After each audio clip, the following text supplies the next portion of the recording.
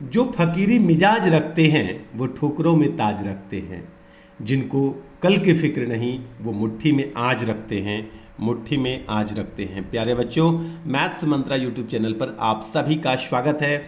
और चौथे अध्याय द्विघात समीकरण के दूसरे उदाहरण को यहाँ पर मैं लेकर के उपस्थित हुआ हूँ। दूसरा उदाहरण, और पिछले वीडियो में हम लोगों ने पहले उदाहरण के दोनों सवाल को देख लिया है। यदि आपने नहीं देखा है तो पिछले वीडियो को जाकर के जरूर देख लें। और आइए हम लोग द्विघात समीकरण के शुरुआत में हम लोग हैं दूसरे उदाहरण को देख रहे हैं। यहाँ पर है कि जांच कीजिए कि निम्न द्विघात समीकरण है अथवा नहीं है, आपको जांच करके बताने हैं। तो आइए पहले प्रश्न को हम लोग देख लेते हैं। सबसे पहले क्या करेंगे, x माइनस 2 को a माइनस बी के होल स्क्वायर पर इसको तोड़ेंगे। तो यहाँ पर तोड़ना शुरू करते हैं। क्या करेंगे कि इसका सूत्र होता है, मैं इधर सूत्र लिख देता हूँ, a माइनस बी का होल स्क्वायर, इसका सूत्र होता है ए स्क्वायर माइनस, यहाँ बी लिख दिया तो बी स्क्वायर लिखिए पहले, प्लस बी स्क्वायर और माइनस 2a और b, इस प्रकार से। तो a की जगह पर यहाँ क्या है, x है, और b की जगह पर क्या है तो 2 है। तो यहाँ पर लिखेंगे x स्क्वायर, फिर से प्लस बी स्क्वायर होता है तो b की जगह 2 है तो यहाँ लिखेंगे 2 का स्क्वायर, और माइनस 2ab होता है तो 2 तो सूत्र का है, ये सूत्र में 2 है। a की जगह x है तो x लिख देते हैं, और b की जगह 2 है तो फिर से 2 लिख देते हैं। तो ये सभी आपस में गुना है। फिर ये प्लस में 1 है तो प्लस में 1 दे दिए। यहाँ देखिए बराबर है तो बराबर लिख दिए। 2x माइनस 3 है तो बराबर के बाद मैंने 2x माइनस 3 लिख दिया। ठीक है, यहाँ पर एक ही काम किया हम लोगों ने, x माइनस 2 पर होल स्क्वायर को a माइनस बी के होल स्क्वायर के हिसाब से तोड़ रखा है। इसके बाद नेक्स्ट क्या करना है कि देखिए x स्क्वायर को जैसे था वैसे लिख दिया, प्लस 2 स्क्वायर को हम लिख देते हैं 2 का स्क्वायर 4।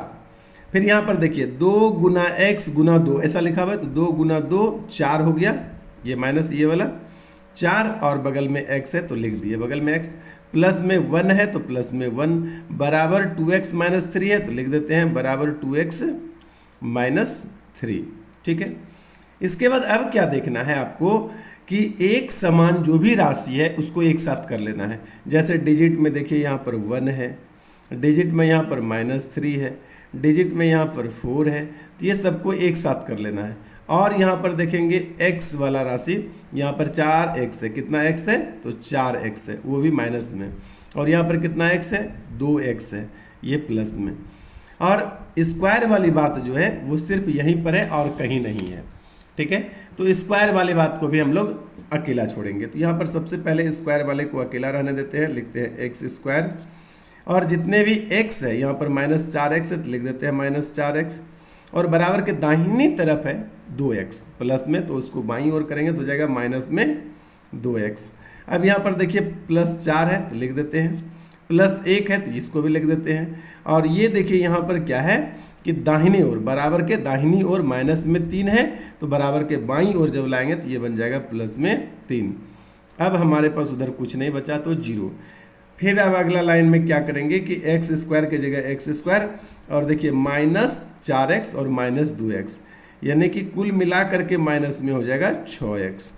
और यहाँ से यहाँ तक के लिए क्या लिखा हमने माइनस 6x, और यहाँ से यहाँ तक आप ध्यान देंगे तो 4 1 5 3 8, यानी प्लस में 8 इज इक्वल टू 0। पूछ रहा था आपसे कि क्या द्विघात समीकरण है, तो बोलेंगे कि हाँ है। ठीक है, दूसरा प्रश्न को भी देख लेते हैं, छोटा है, मुझे लग रहा है कि इतना स्पेस में भी बन सकता है, तो यहाँ पर हम लोग बना लेंगे दूसरा भी। तो दूसरा प्रश्न भी यहाँ लिख देता हूँ। दूसरा प्रश्न है x into x plus 1, x into x plus 1 प्लस 8 is equal to x plus 2, x plus 2 और into x minus 2, x minus 2, ये माइनस है।